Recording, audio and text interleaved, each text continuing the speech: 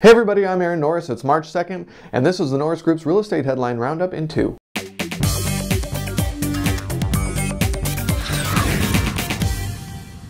First up with the numbers, according to the National Association of Realtors, pending home sales are at the highest they've been in 21 months. The Federal Reserve Bank of New York said education spending is up and real estate-related debt is down as Americans overall lower their debt levels. Spending on construction decreased last month with the decrease in commercial and government projects. CoreLogic says 22.8% of all mortgaged properties are now underwater. Yikes. That's up 22.1% from third quarter of 2011. The Conference Board reported a 9.3% increase in consumer confidence this month. National unemployment now stands at 8.3% and GDP increased 3% in the fourth quarter, according to the Commerce Department. It was a big week for banks this week. 2 more banks shut their doors this week, bringing the grand total to 11 for 2012. Smaller banks are becoming more popular as almost 11% of 5,000 people surveyed were looking for lower rates and better customer service. Warren Buffett accused some homeowners of hurting and victimizing the banks by having their homes refinanced before they were evicted, walking away with excess cash. In a nutshell, it appears he's looking for shared blame between banks and consumers, considering he's the one willing to write some checks for higher taxes.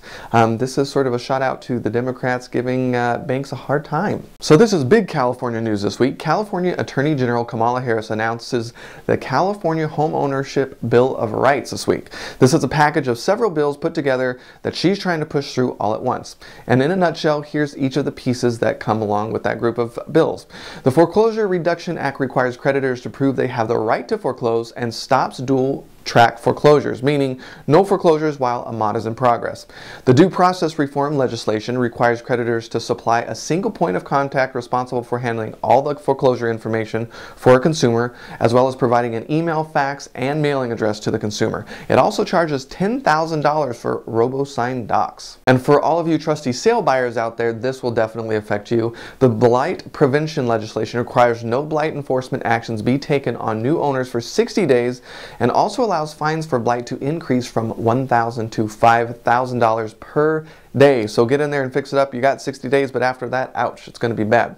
The tenant protection legislation requires new property owners to honor the terms of existing leases and allows 90 days notice before starting evictions.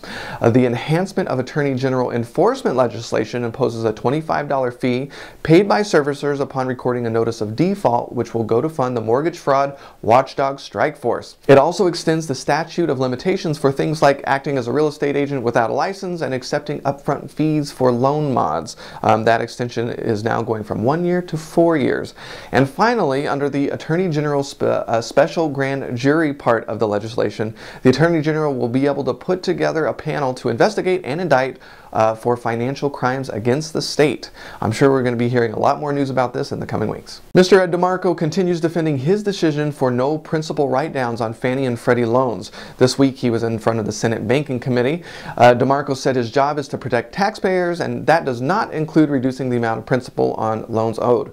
Democrats wanted him to change his mind after news of home prices being at record lows in the nation's largest cities.